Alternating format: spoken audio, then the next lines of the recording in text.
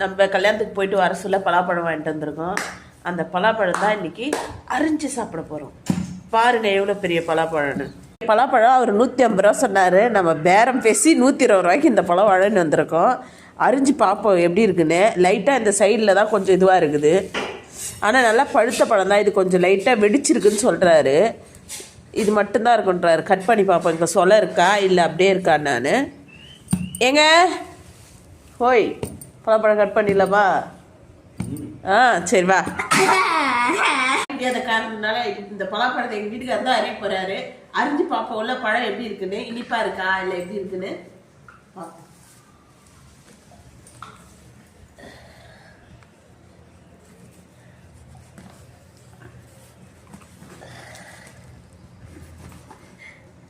மாஞ்சி மாஞ்சாரி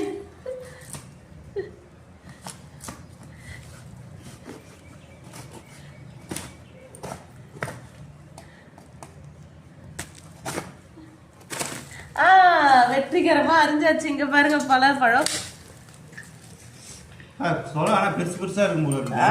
செம்ம பெருசா இருக்கும் போல இருக்கு. சொல்ல கொஞ்சம் ஆயில் கொஞ்சம் தடவிக்கலாம். கத்தில ஆயில் தடவி வச்சுலங்க. எடு பாப்போம். இது மட்டும் கட் பண்ணி எடுத்துட்டு தனியா.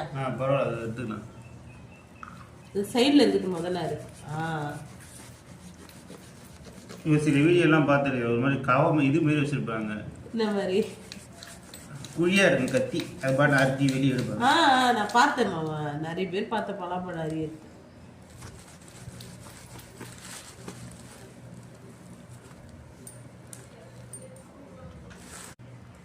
முதல்ல எண்ணெயை நல்லா தேய்ச்சிப்போம். இல்லை பிசு பிசுன்னு இருக்கும். எப்படியே அரிஞ்சாச்சு.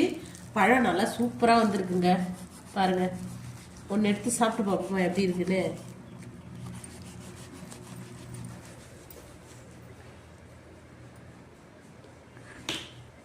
சொல்ல ஆனால் நல்லா தட்டிஸா சூப்பராக இருக்குங்க. பாருங்க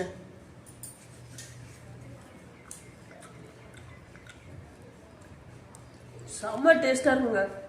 வெளியில் வாங்கினா 1 கிலோ 60 ரூபாயாங்க பலாப்பழம்.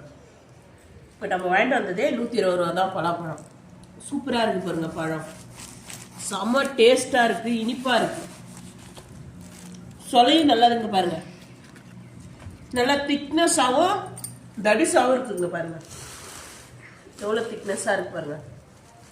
எத்தனையோ வாட்டி பலாப்பழம் வாங்கி நான் ஏமாந்துருக்குங்க. இந்த வாட்டி ஏமாறலைங்க. சூப்பராக வாங்கியிருக்கேங்க. செம்ம டேஸ்டாகவும் இருக்கு. இந்த தினேஷ் நீ கொஞ்சம் சாப்பிட்டு பார்க்குறியா?